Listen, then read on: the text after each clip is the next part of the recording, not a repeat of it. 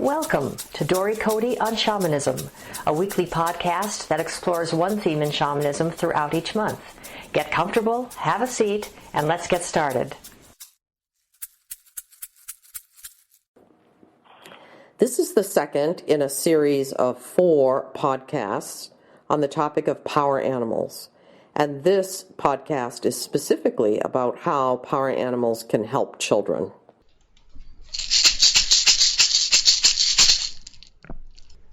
The first question is from email. My friend's daughter had a power animal retrieval and it helped the daughter reduce her problems with sleeping. Can you tell me how that works? I'm glad to have this question because, as I said in the earlier podcast, animals, the spirit of animals or power animals, are phenomenally magical in so many ways. And with children, they adjust and adapt and become so excited about the possibility that there is the spirit of some animal around them that, with some coaching and attendance by parents and other caregivers and encouragement on the behalf of a shamanic practitioner who has performed the power animal retrieval, children can transform many aspects of their lives. With regard to issues with sleeping, power animals specifically very often help children with sleeping disorders or the inability to sleep or nightmares or night terrors by providing an element of security for this child. For instance, with just a minor amount of coaching that this animal spirit is with you in your bedroom and is keeping everything around your bed very safe and will take care of any intrusion on the part of anything that might be frightening you, or is going to sleep with you and snuggle with you so you're not alone in your bed. This power animal is going to help keep the nightmares away from you. It is doing its job all night long while you're sleeping. Those are just some examples. Obviously, one has to work with the appropriate age of the child in terms of how you coach them, and additionally, work with whatever their specific problem is and help them understand that this power animal is on duty 24/7. And by reminding them of that at bedtime and telling them stories, perhaps reading books that include images of the animal that is specifically theirs, having stuffed animals that are a representation of that power animal, all of those things secure and enable this child to get far beyond whatever sleeping disorder was plaguing them previously.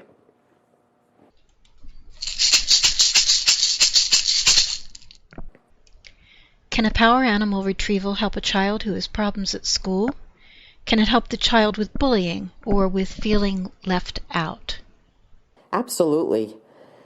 I have done many power animal retrievals for children to help with problems with sleep, as we were talking about a moment ago, and also many times to help children who have problems at school.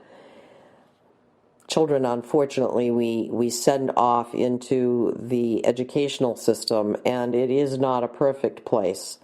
And children sometimes are the most mean to other children.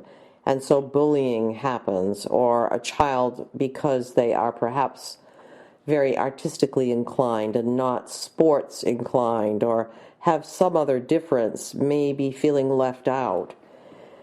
By doing a power animal retrieval for a child who's having these kinds of difficulties, what happens is that they then begin to own their own power. And again, of course, we have to think about the age relatedness of this. So it would be a very different thing for a 4-year-old than it would be for a 12-year-old. And how the child is going to use that power and put it into play for themselves is different based on their age. However, in general, if a child can envision that between themselves and the other child who is bullying them is the spirit of this animal who is not going to allow them to be hurt emotionally or physically, then that allows that child to step into greater power inside themselves and becomes a deterrent to those who might be the ones bullying him or her. It also, on the other hand, this power animal may very well help with the issue of feeling left out, because now this child has an ally, has a buddy, somebody who they have as a companion. And as a result, they develop their own capacity to create a community of like-minded children who will work with them around whatever their interest is, whether it's art or music or dance or some other incredible interest that is not common within the classroom setting. In other words, really what I'm saying here is that the power animal literally brings the child power and enables them to step into owning their own selves as they are and to accept themselves as they are, and at the same time provide them guidance, power, support, companionship, and all of that.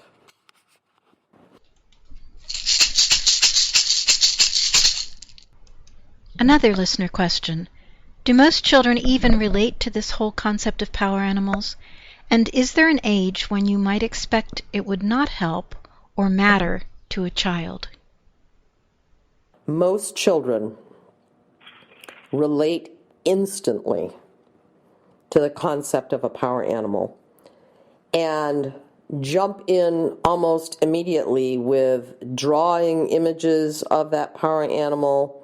They want to make little sculpty clay images of that animal, and they relate to it very strongly and almost immediately. Now, of course, again, this is somewhat age-related. A 12-year-old may not respond in the same way as a 4 or 5-year-old. And a 12 or 13 or, young teen might not display their excitement about this power animal in the same kind of way a 4 or 5-year-old would. But I tell you this, without a shadow of doubt, every child, every human, child or adult, actually lightens up at the concept of having this spirit around them. And children take it and run with it and do amazing things with their power animals. I love telling this story of one of the first power animals I ever did as a shamanic practitioner.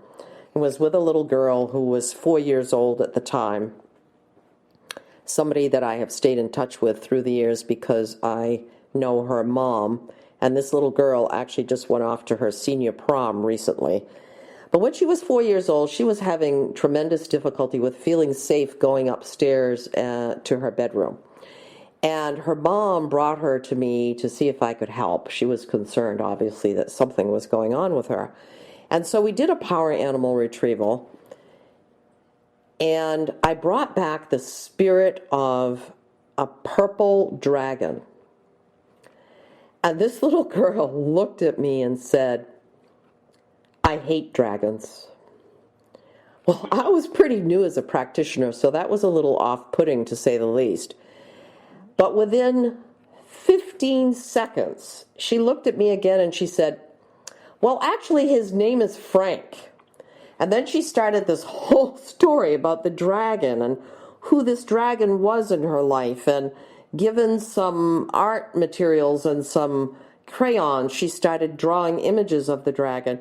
To this day, this young woman still relates to the spirit of dragon and has done ceremonies with dragon, and at her coming of age ceremony had purple dragons around her. So you see, it is ageless, and children really, really relate to this in a very powerful way.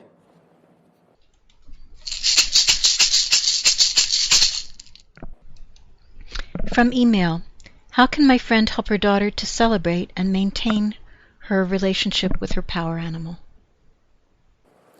I would advise this friend of the listener to have her daughter surrounded with images of this power animal.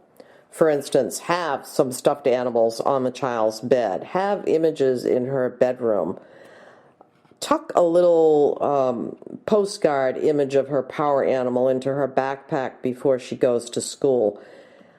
Talk about the power animal with her.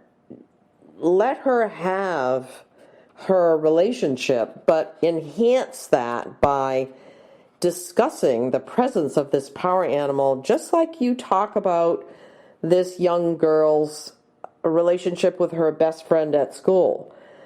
This is a very alive being, and one that is playing, or potentially can play, a significant role in your child's life. And so as a parent, the strongest thing you can do is support that relationship by being open about it, talking about it, and supporting it by getting things for your child. And it doesn't have to be expensive. You can print an image of a dragonfly from your computer and put it on the wall in your daughter's bedroom. The important thing is support, support, support.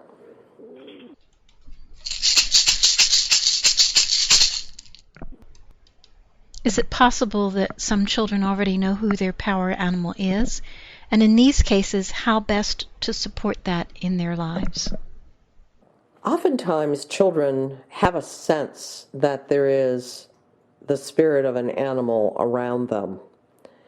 And when doing a power animal retrieval for that child, the practitioner might find that they already have this power animal around them.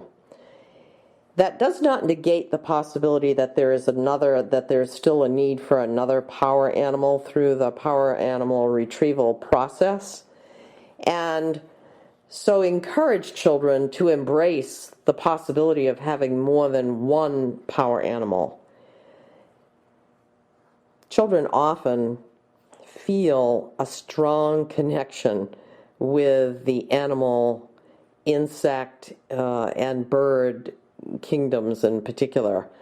For instance, again, I go back to a child who came to see me, and when I asked him if he had any animals at home, I think he was about 3 years old, he started telling me this story about the fact that he had a turtle, and that at home he walked through a field and he went down to a little stream where the turtle lives. And the mom, in the meantime, is giving me these sideways glances like, he's making this up, this is not real. And what I realized is that, of course, the child doesn't have this turtle in what we call ordinary reality or physical reality, but this turtle was very real to this child, and he had a relationship with this turtle that his mom didn't even know about. So, yes, this child already had a relationship with a power animal, a turtle, and we still pursued doing a power animal retrieval for the purpose of identifying, is there the spirit of another animal that wants to come back to enhance this child's power in a specific area of his life.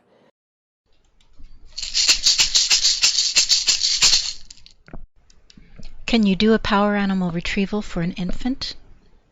Absolutely, you can do a power animal retrieval for an infant, particularly if the infant is having some struggles with, gastrointestinal problems, or is having a hard time really landing here on the earth and is, crying a lot or screaming a lot or having sleeping difficulties or bonding difficulties or nursing difficulties. All of those are ways in which a power animal retrieval would assist an infant. I do want to say that it is important as practitioners of shamanism that we remember this one basic truth, and that is that we do not do any kind of shamanic healing work, including power animal retrievals, on anybody without their permission. That is a true ethical violation. When it comes to children, the same is true. This child, an infant or a 3-year-old or 4-year-old, a young child cannot give you specific permission. So then you need to go to the parent or the caregiver before performing any kind of shamanic healing ritual or ceremony with a child. So as practitioners, I put that out there as a reminder. Do not do a power animal retrieval for this infant unless you know specifically that the parent is in agreement with this ceremony.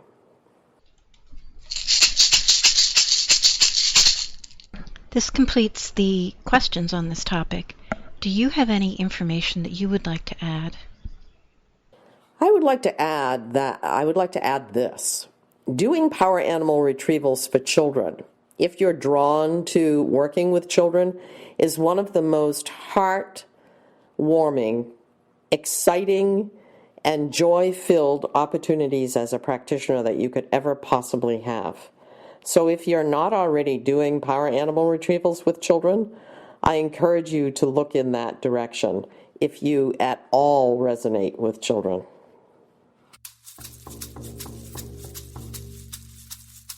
Thank you for listening to Dory Cote on Shamanism. We'd love to hear your thoughts, stories, reactions, and questions. Come on over to dorycote.com and join the conversation.